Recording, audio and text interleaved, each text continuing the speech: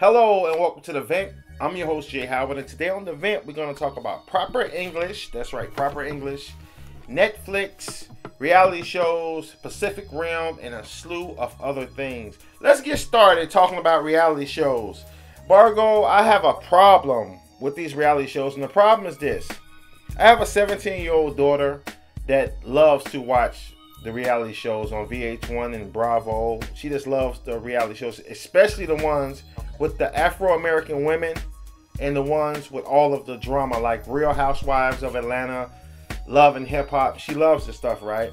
And at first I was saying to myself, it's harmless. I'm like, it's just a reality show. But then one day I walked in, saw some champagne bottles swinging, and I saw a whole bunch of cursing, and I just saw a lot of stuff that I just didn't like. And I was wondering, should I stop her from watching it?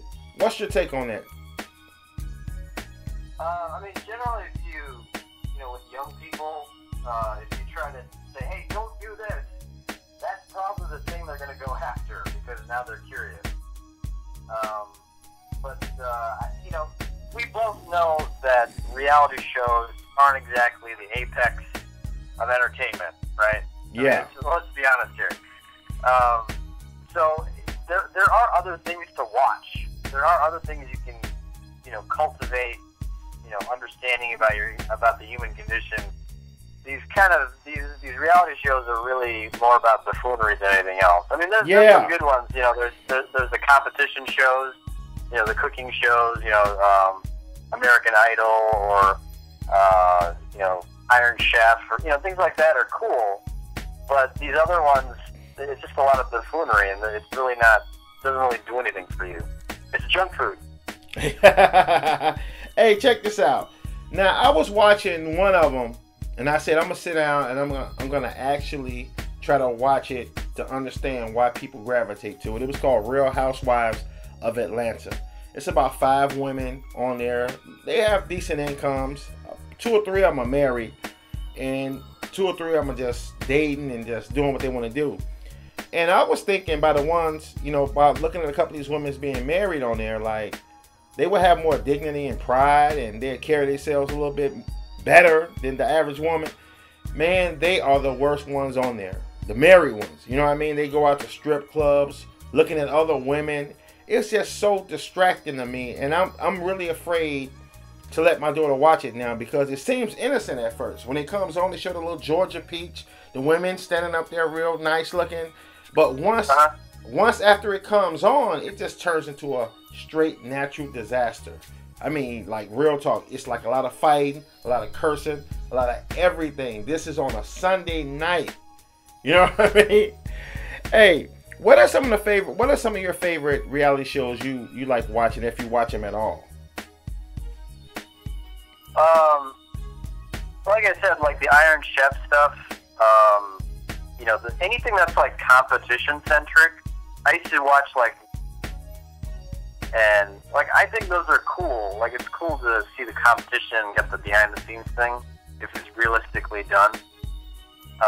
But it's when you have like these artificial scripted or pseudo scripted buffoonery type shows. I can't stand those at all.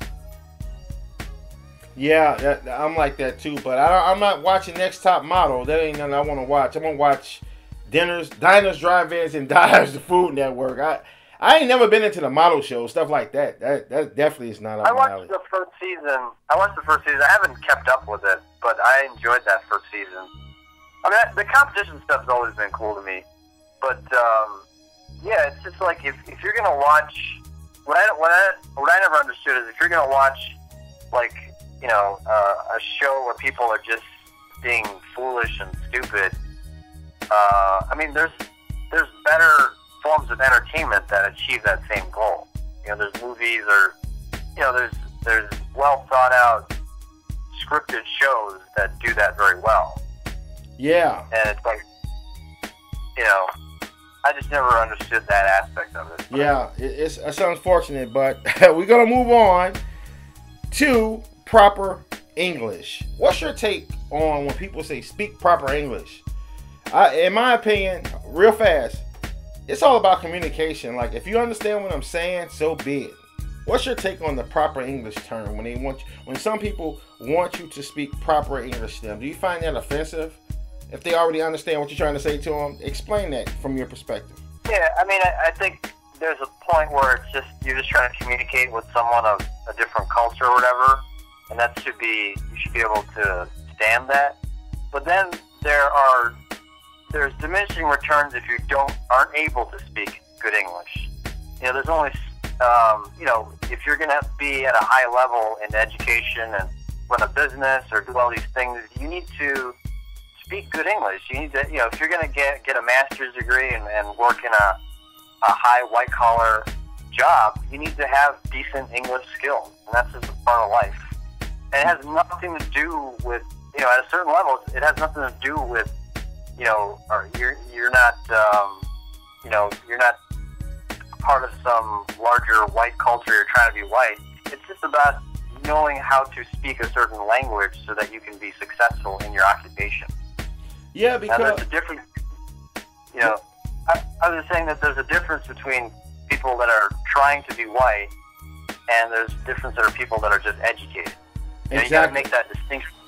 Exactly. Now, I'm gonna say something real quick before we wrap up. Being Afro-American, a lot of blacks get flack when they speak proper English. This is so crazy. When they speak proper English, because of the fact that what comes with proper English with the most blacks that speak proper English all the time, that they sometimes have mannerisms of whites. And it's not a racial thing to me, but some people, I think they get it mixed up when a person is speaking proper English, but he might have a mannerism of a white man when he's speaking. You understand what I'm saying? Like if it's a black guy, you understand what I'm saying? And I think people get that mixed up. And I think, I'm talking about the person that's speaking the proper English. I think, in my opinion, like you're right about in certain situations and in certain places you need to speak proper English. But like I told you before about the dog that barked, you understand what that bark means. Move on. It means I'm going to bite. I'm angry. Get the hell out of my way. Right. It's pretty much that with me. Say it again? You get across your point, and that's good. That's all you need, really. Yeah, that's all. I mean, if you get it, you get it. I mean, it don't matter how it came out. It's like when you go to most of these Korean beauty supply stores and stuff, you understand it's time to pay. You know what I mean? Yeah, it is what it is. You know what I mean? You can't hold it over a person's head. When we come back, we're going to talk about religion and what is religion on the vet.